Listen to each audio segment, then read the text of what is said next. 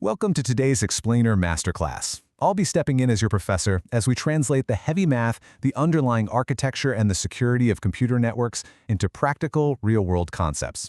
If you've ever sat there and wondered exactly what happens between clicking a link and a web page actually appearing on your screen, well, you are in the exact right place. We're going to break down how data actually moves, why it sometimes gets delayed, and how we keep the whole thing secure. Let's get into it. Here is our roadmap for today's lecture.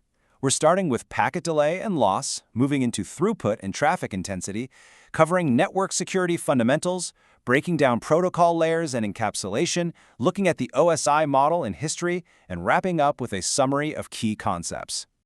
All right, Section 1, Packet Delay and Loss. Let's figure out why data slows down. When a packet of data arrives at a router, it doesn't just magically and instantly pass through. It actually experiences 4 very specific types of delay. First up is nodal processing. This is where the router takes a fraction of a microsecond to check for bit errors and figure out which output link to use. Second, we have queuing delay, which is literally the packet just waiting in a buffer for its turn to go. Third is transmission delay, the time it takes to physically push all the packet's bits out onto the wire. And finally, propagation delay, which is the actual time it takes for those bits to travel down the physical cable to the next router. So, to calculate the total nodal delay mathematically, it's actually pretty straightforward. We just add those 4 variables together. We get dnodal equals dproc plus dq plus dtrans plus dprop. Now, as computer science students, the key takeaway here is understanding where these happen. Processing and the transmission happen inside or right at the edge of the router itself. But propagation, that's about the physical world between routers. And queuing, that is entirely about network congestion. Okay, pay close attention here because this specific concept trips up so many students. The difference between transmission delay and propagation delay. Let's separate them once and for all. Transmission delay, or dtrans, is calculated as L over R. L is your packet length in bits, and R is the link transmission rate, basically your bandwidth. This is entirely about how fast the router can push the data out. Propagation delay, or dprop, is calculated as D over S. Here, D is the physical distance of the wire, and S is the propagation speed, which is usually right around the speed of light. Bottom line, transmission is about the router's hardware speed, while propagation is strictly about physical distance. If equations aren't really your thing, let's use the classic caravan analogy to make this concrete. Think of individual bits of data as cars, and a single packet as a caravan of 10 cars traveling together. The router link is a toll booth. Now the transmission delay is the time it takes that toll booth to service all 10 cars and push them onto the highway. The propagation delay, that's the time it takes those cars to physically drive 100 kilometers down the road to the very next toll booth. See the difference? 2 entirely separate physical constraints? Moving on to Section 2, Throughput and Traffic Intensity. Let's talk about bottlenecks. Remember that queuing delay we mentioned? That is driven by a mathematical concept called traffic intensity, which is defined as L times A divided by R. L is our packet length, A is the average arrival rate of new packets, and R is our bandwidth. If this ratio is near 0, awesome. The highway is totally clear. But as the arrival rate spikes and that ratio starts creeping up toward 1, our router buffers fill up, causing massive traffic jams. In fact, if traffic intensity exceeds 1, mathematically, more work is arriving than can possibly be serviced, which means your average delay becomes infinite. And you know what happens when that queue is completely full? Arriving packets have nowhere to go, so the router literally just drops them. Poof, gone. This packet loss severely impacts your throughput. And we need to distinguish between delay, the time for one packet to arrive, and throughput, which is the overall rate of bits transferred over time. In any end-to-end network path, your total throughput is always constrained by the slowest link in the chain. We call this the bottleneck link. Plus, in multi-connection networks, the available bandwidth of that shared bottleneck is divided up among all the active connections. So no matter how incredibly fast a web server is, if your local shared connection is congested, your whole download speed drops to a crawl. Section 3, Network Security Fundamentals. Let's look at why networks get attacked. Here is a harsh architectural reality. The original internet was built for a tiny, trusting group of researchers. It was absolutely not designed to survive the malicious attacks we see today. Bad actors exploit this legacy trust in a few major ways. They use packet sniffing to passively intercept and read unencrypted data traveling across the wire. They use IP spoofing to literally fake their identity by sending packets with forged source addresses. And they launch denial of service or DDoS attacks by commanding thousands of compromised computers to blindly bombard a target server.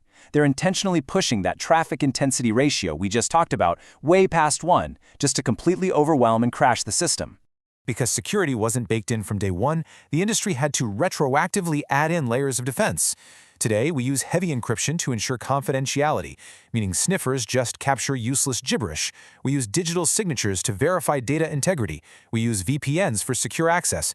And perhaps most importantly, we deploy specialized middle boxes called firewalls. These sit in the network and are essentially configured to be off by default, meaning they ruthlessly filter and block dangerous incoming packets before they ever reach your actual computer.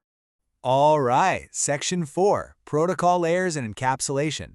This is where we bring order to the chaos. So, between the routing, the physical delays, the traffic jams, and the security threats, how on earth do we actually manage a system this complex? The secret is a strictly organized modular architecture called layering. Think of it like air travel. When you fly, buying your ticket, checking your bags, and boarding at the gate are completely independent services. Each step only relies on the step right below it. If the airline decides to change how they board at the gate, they don't have to rebuild the entire ticketing system. In computer networks, it's the exact same idea. Each layer implements one specific service, making this massive global system actually manageable. The Internet Protocol Stack uses 5 specific layers to move your data end-to-end. Right at the top is the application layer. This is running your programs like HTTP for the web. Just below that is the transport layer, usually TCP or UDP, which handles the process-to-process data transfer. Then comes the network layer, which figures out the routing from source to destination. Next is the link layer, managing the node-to-node frame transfers over things like Ethernet or Wi-Fi. And finally, the physical layer, dealing with the actual raw bits on the physical wire.